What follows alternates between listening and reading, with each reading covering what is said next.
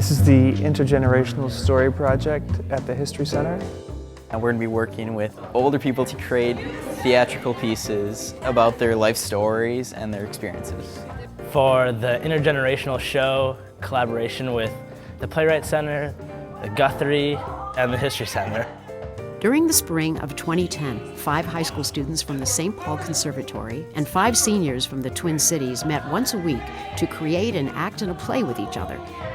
The contents of the play were based on the seniors' life stories.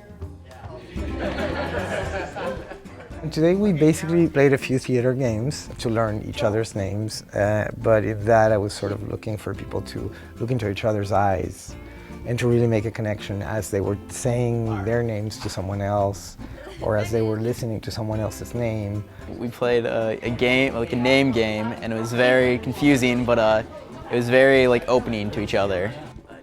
And then I had them interview each other. It really made you kind of understand that they're real people and they have stories and stuff. A lot of stories, it seems. And it really went really well. I mean, it was just fun, and people, we were all laughing a lot. For a first encounter, this was really great to break it with humor and fun, and then from there you can get to deeper experiences. The young man that I was interviewing, Nick, he said one of the things that's good about being younger is you can afford to take more risks. And I said to him, same thing with being older. So I think we're going to find what we have in common. I think we're going to learn from each other and have some fun together. Well, they learn a lot from us, our experiences in the past, as well as, culturally, because we all came from different ethnic backgrounds. We also learn from them.